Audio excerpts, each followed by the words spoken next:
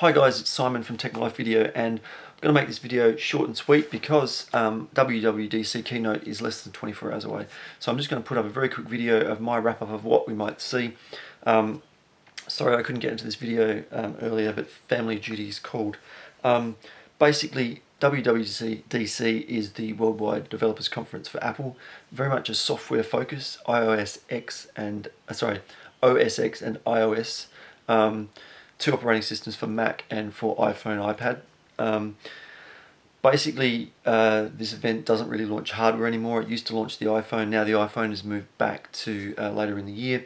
And this software will actually be released later in the year, but this is a kind of a preview of what it's going to have, gets developers on board, gets developers excited, and then they can develop their software for the launch of the product later in the year, OSX alongside the new iPhone. We're going to see iOS 8. We saw 7 last year, which was it wasn't massive. It was a fairly big change in the operating system for your iPhone and your iPad. Certainly the biggest since it came out. 8's going to be evolution rather than revolution. I don't know that we'll see any major changes.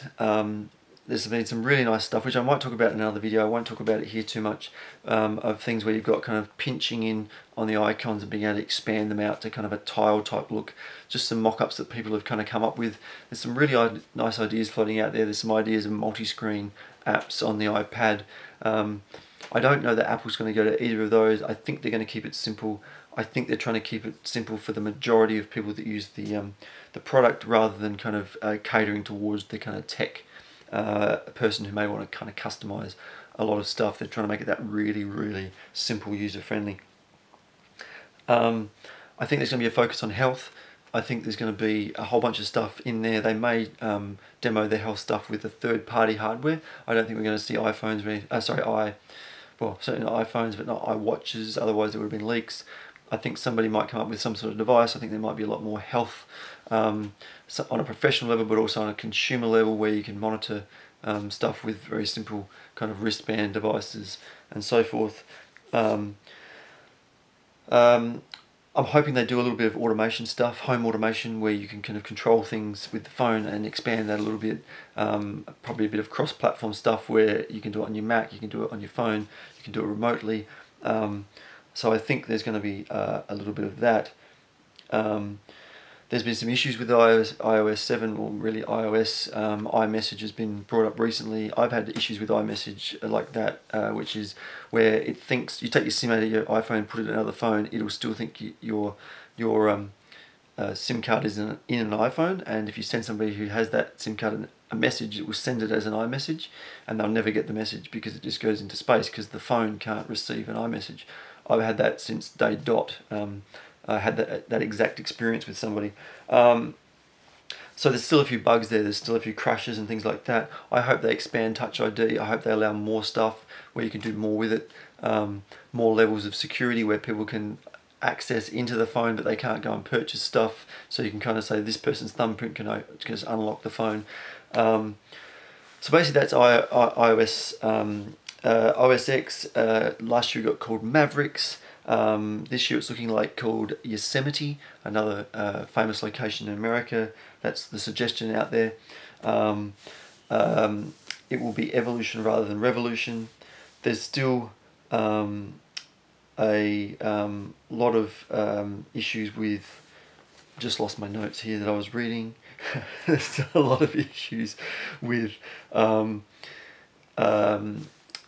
OS X. I've got issues with mail and stationery, and I'll cover these in another video. But font sizes, people with vision issues, you can't system-wide change the font. It's really frustrating.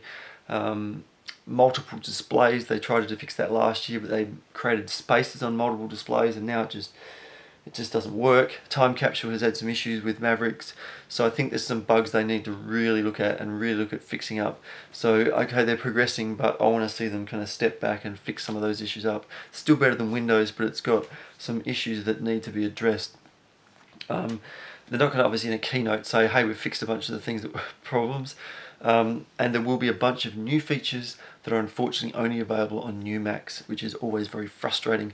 If you've spent a lot of money on a Mac Pro that's a few years old, you're not going to be able to get those new features.